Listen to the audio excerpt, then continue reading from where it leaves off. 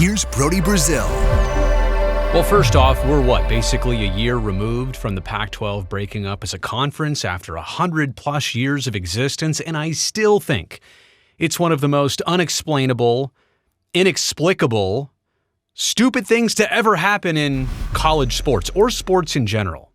It was a conference well put together, all the right geography, all the right schools, all the right initiatives, and they couldn't get a proper media rights deal, so they break up last summer. More on that and where all the schools went in just a second to summarize how things have been scattered. But it appears that Washington State and Oregon State, sticking with this and being the Pac-2, they've got 4 new friends that have entered the conference. Boise State, San Diego State, Colorado State, and Fresno State. That's a lot of state schools as part of the Pac-6.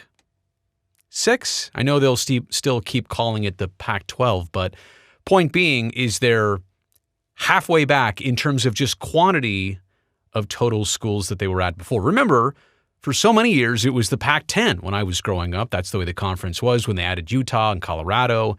Back in the 2010s, it became 12. So whatever the situation and the number game, we want to call it the Pac whatever, they're back to 6. And just to recap how we got here, it was last summer, and this kind of happened progressively, 2 schools leaving at a time, like every couple weeks. ACC eventually got Cal and Stanford. Big Ten eventually got USC, UCLA, Oregon, and Washington. Colorado, Utah, Arizona State went to the Big 12. And Oregon State and Washington State, they stuck with it. Or maybe they didn't have realistic options and they were kind of stuck in where they were. And I would imagine that some schools saw this coming but couldn't leverage themselves out of this. Those 10 schools found a way out, but 2 of them didn't. And now maybe they're being rewarded for their stick-to-itiveness. And I don't know how big the reward is going to be based on what this conference is going to be. So Boise State, Colorado State, San Diego State, Fresno State, they'll all be joining before the 2026 season. So this is not happening next year. It's happening the year after that. Thing is, any college conference, and I almost said college football conference because this is basically what it's all about. You need 8 total teams, 8 total schools for an FBS minimum. That's the Football Bowl subdivision. Basically, if you want to have bowl games, have your teams in bowl games and be recognized, you need 8 teams in your conference. So 6 doesn't fix the problem.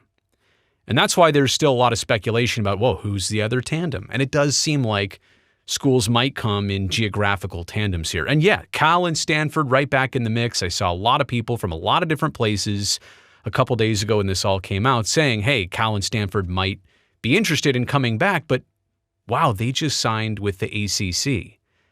And so could they get out of that? Would that be easy? I'm not so sure. I mean, this is kind of more of a dream scenario than a reality, but for Cal and Stanford, they're both committed to the ACC until the summer of 2036.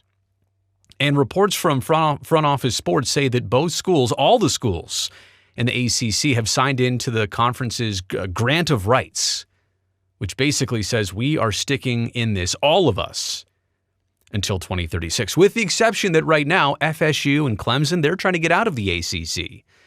And they're doing so through the legal process. That's right, they're going through lawsuits to try and detach themselves from the ACC and move on to a different conference. So might be worth keeping an eye on. If FSU and Clemson can get out of the conference, then at least you know there's a path. And you also probably know what the cost of that is going to be. What's the respective penalty that Cal and Stanford would have to pay? I also think the other thing about this is watching Cal and Stanford. This is about football, I understand that, but all the other sports and teams for Cal and Stanford, they're going to have to do that cross-country travel to places like Pennsylvania, New Jersey, and all the East Coast stops because, they're in the Atlantic Coast Conference being 20 miles away from the Pacific Ocean. Yeah. So my point is, as this first season goes on and they get to the reality of the geography that they signed up for, there might be some more incentive for these 2 schools to say, we got to do anything we can to fix this and get out of here. I mean, look at the football unique opponents for both Cal and Stanford. How many times has Cal played Florida State in a football game, or the University of Miami, or Pittsburgh, or North Carolina State, or Wake Forest, and Stanford's playing Syracuse and Louisville, and North Carolina State, SMU. Why did I put a question mark next to SMU? firing myself for doing that. And Clemson. Again, look at the teams home and away and all the unique travel and opponents, just football-wise, but also include all the other teams in sports. So going back to the new Pac-6, again, this is partly about Cal and Stanford situation. Maybe they're a good fit, maybe not. The conference, it seems, is officially going to live on. I mean, they're not subtracting these two teams. They're not eliminating the conference. It got down to the slimmest of margins I think you can get, because a one-team, one-school conference, that's not a conference. You're in a silo at that point. It got down to 2 teams, the bare minimum you could get. Now they're back to 6. So the conference, it seems, is poised to live on in some way, shape, or form. And yeah, I understand all those schools basically make this a revamped Mountain West Conference. And people are going to say that about it, and they're going to have that mindset about this conference and these schools and these teams that it's just the Mountain West rebranded. Now, the Pac-12 is able to take care of all this and help those schools come over and displace them from different conferences, because they have a ton of money from when 10 schools left. They paid the Pac-12 a boatload of money. So they're sitting on a large amount of money. They can go out and acquire these schools and bring them back in. I will say from the schools like Boise State, San Diego State, Colorado State, and Fresno State, that the geography is decent, right? At least we're not doing the whole conference thing on both coasts. That's ridiculous for college kids and student athletes. Even with the NIL deals, that's still ridiculous. So at least I like the geography about these schools. And by the way, UNLV, Wyoming, Tulane, and Memphis are also rumored to be contestants for the Pac. Again, what do we call this? 8, maybe, if we get 2 more schools? UNLV, Wyoming, I get it. Tulane and Memphis. Now we're breaking that whole geography barrier here. That's not exactly Pacific. So here are my takeaways for all of this. Number 1, if media rights deals were everything with the prior Pac-12, now they were setting an extremely high standard with those schools and their caliber and their programs and their history, like 109 years of existence. They should have got top dollar. They probably could have also settled for something very good for all the schools. They just couldn't get it together, almost like too many chefs in the kitchen. And they couldn't agree on something lucrative, even though there were plenty of options and avenues. But if media rights deals weren't good for the former Pac-12, like what's this Pac-6 or 8 going to get? This won't be the same powerhouse as before. You'll look at it maybe in 5-10 years and say, oh, it's the Pac-8, Pac-10 again. But it's not going to be USC, UCLA, Washington, Arizona State. I mean, different sports and teams and programs. I do think it would be good for Stanford and Cal to jump back into this. Quite honestly, if they're not going to be in, one of the other powerhouse Midwestern or SEC type conferences, which, it's impossible and very difficult for them, then coming back to a Pac-8 situation, Pac-10 situation where you could be a top dog, you could add leverage to that conference with your programs, then I think that would be a good thing. It'd be good for them and it'd be good for the conference.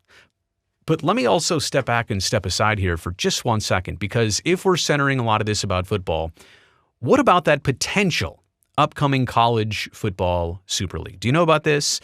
It would be the case where hypothetically 40 to 50 schools basically say we're taking our football program out of NCAA, we're putting our football program into something brand new.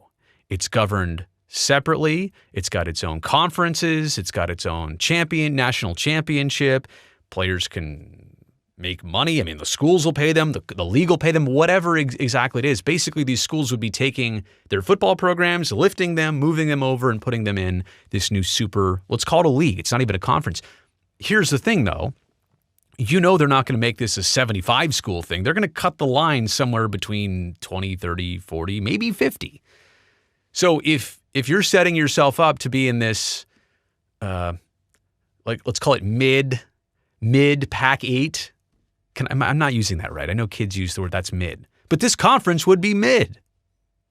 If they did it this way, it'd be mid. Are you taking yourself out of even having a chance for being in that Super League if and when it forms? And by the way, I've heard from multiple people multiple times that something like this is in conversations right now. Have your separate national championship, have your separate playoff system, basically be a feeder to the National Football League, and that's what the biggest and heaviest schools would be in. I don't know that any of these schools in this conference would be part of that. So is this a good place to take shelter and stick with the NCAA? Maybe, but does it also pigeonhole you from being excluded from that? Potentially. So it's good news. It's bad news. Good news is the conference seems like it will persist. It will exist.